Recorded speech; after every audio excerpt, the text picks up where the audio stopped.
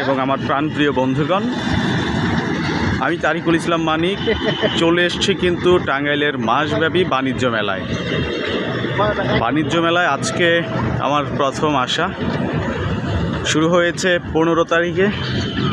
আজকে মোটামুটি অনেক দিন কেটে গেছে, এর মাঝে আর আসা হয়নি।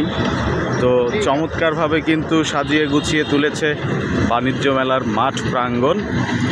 জেলা পরিষদের পাশেই জেলা পরিষদ মাঠও বলা চলে, সেই সাথে পাসপোর্ট অফিস, নির্বাচন কমিশনের অফিস, সেখানেই কিন্তু আমাদের এই বাণিজ্য মেলাটি চলছে।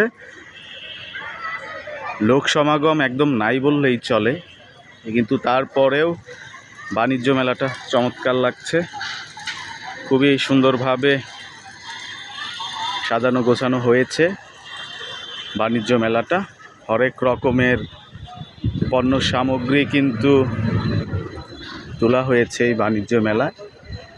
চমৎকার চমৎকার ফাস্টফুড আইটেম, ভাজা পোড়া, বিভিন্ন ধরনের খাবারের আইটেম, সেই সাথে কসমেটিক্স, জুয়েলারিস এবং বিভিন্ন ধরনের পণ্য সামগ্রী কিন্তু এই বাণিজ্য মেলায় উঠেছে।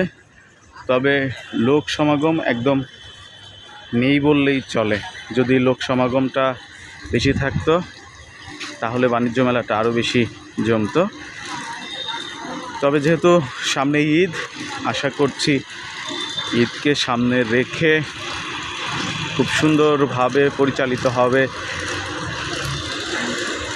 টাঙ্গাইলের এই বাণিজ্য মেলা। আর এই বাণিজ্য মেলায় আসতে চাইলে অবশ্যই কিন্তু আপনাকে ডিস্ট্রিক্ট আসতে হবে, যা জেলা পরিষদ সংলগ্ন কালেক্টরেট মাঠে শুরু হয়েছে। তো এটাকে কি বলে সবাই কিন্তু অবশ্যই মন্তব্য করে জানাবেন। খুবই সুন্দর লাগছে জিনিসটা। ঘুরছে তো ঘুরছে, ঘুরছে তো ঘুরছে।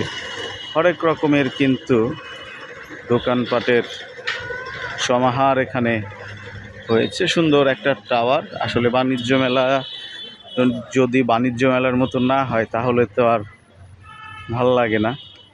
মহসিন ভাই, বাণিজ্য মেলায় আইসে হ্যালো, কেমন লাগতেছে? একেবারে ফাঁকা। আমরা ফাঁকা ক্যাব চকটা নিয়েছি। আমি আসলে ডিস্ট্রিক্টে আমরা একটা কাজে আসছিলাম, এই সুযোগে মিস্টার তারিকুল সাহেব আমাদের হিরো, তার অনুরোধে মেলায় প্রবেশ করলাম। আসলে মেলা আসাটা মেন উদ্দেশ্য ছিল না, বড় কথা বলছি। মেলাটা খুব সুন্দর, আসতে পারেন। যদিও ঈদের আগে এখানে টাকা পয়সা ব্যয় করার কোনো দরকার